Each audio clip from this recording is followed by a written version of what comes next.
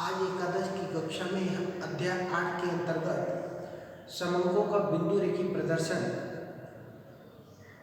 पाठ के अंतर्गत समंकों का बिंदु रेखी प्रदर्शन के लाभ को जानेंगे या इसकी उपयोगिता को समझेंगे। क्यों समंकों को बिंदु रेखी प्रदर्शन करना चाहिए, इन उपयोगिताओं को यहाँ पर हम निम्नलिखित बिंदुओं के माध्यम से समझते हैं। पहला बिंदु, जैसे समंकों को हम आकर्षण रंग से प्रदर्शित कर सकते हैं बिंदु रेखी द्वारा। ये रुचिकर भी होता है और प्रभावपूर्ण भी होता है। समंकों को जब हम बिंदु रेखी द्वारा प्रदर्शित करते हैं, चित्रों के माध्यम से प्रदर्शित करते हैं, तो ये बहुत ही आकर्षक हो जाते हैं, आसानी से रुचिकर हो जाते हैं, मन को अच्छे लगने वाले बोले और जल्दी से समझ में आ जाते हैं। दूसरा है श्रम और समय की बचत। समंकों को बिंदु रेखी प्रदर्शन या बिंदु रेखी चित्रों के द्वारा बताने से, प्रकट करने से, इससे एक तो हमारा समय बचता है और दूसरा समय और श्रम दोनों की बचत हो जाती है। तीसरा देखिए, तुलना को सरल बना देता है। बिंदु रेखी प्रदर्शन से जो चित्र है उनके माध्यम से हमें दो या दो से अधिक राशियों की तुलना आसान सुविधाजनक हो जाती है, जिसे आप लोग आसानी से समझ सकते हैं, देख सकते हैं। तीसरा, जटिल समंकों को सरलता प्रदान करता है। समंकों को जब हम बिंदु रेखी चित्रों के माध्यम से प्रदर्शित करते हैं, तो जो बड़ी बड़ी संख्याएं, ये जो ज़्यादा वो है, क्लिष्ट है, उन चीज़ों को भी हम समंकों के माध्यम से आसानी से समझ सकते हैं। चौथा बताया जाता है, पांचवा बिंदु, स्थायी प्रभाव। समंकों का चित्रों के द्वारा प्रदर्शित करने से उसका हमारे मन में स्थायी प्रभाव पड़ता है। संख्याएं हम बहुत दिनों तक याद नहीं रख सकते, लेकिन चित्रों को हम याद रख सकते हैं। चित्र हमारे मस्तिष्क पटल पर एक छाप बन जाते हैं। एक एग्जाम्पल बताऊँ, जैसे मैं बोलूँ, आज मैंने देखा कि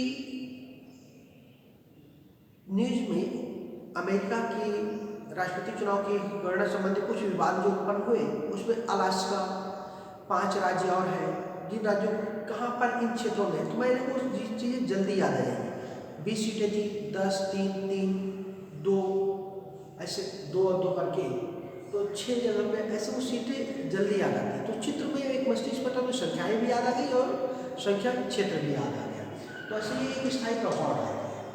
छठवां है गणितीय ज्ञान को टालना।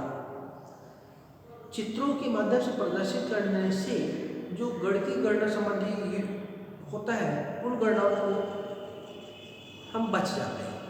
माध्य निकालने से या उसकी माध्यिका प्रमेय या कुछ और प्रभाव विचलन वगैरह, ऐसे बहुत सारी जो गणितीय गणनाएं होती है सांख्यिकी के क्षेत्रों में, उनसे बचा जा सकता है। सातवां हिस्सा संबंध का अनुमान लगाना। बिंदु रेखी प्रदर्शन से चित्रों का जो दो या दो चरों के बीच में जो संबंध होते हैं, दो राशियों के बीच में, उन संबंधों को आसानी से चित्रों के माध्यम से समझ सकते हैं। इसलिए इसका महत्व या उपयोगिता और बढ़ जाती है। एक और बताया, कुछ सांख्यिकी मापों की निश्चित करने में भी सहायक होता है। कई सारे सांख्यिकी माप है जिसको बिंदु रेखी प्रदर्शन के माध्यम से निश्चित कर लेते हैं। जैसे उसमें देखें क्या बताता है कि कहीं पे भुजटक निकालना है, बहुलक, माध्यिका, ये चतुर्थांक ज्ञात करना है, उन चीज़ों के लिए हम सांख्यिकी मापों से आसानी से उसकी गणना करने में समर्थ होते हैं बिंदु रेखी द्वारा। आवृत्ति बंटन के प्रदर्शन में भी सहायक होता है।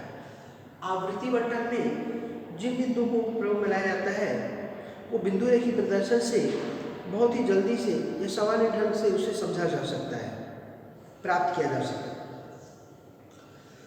अंतिम है उच्च वचनों में हुए परिवर्तनों का ज्ञान।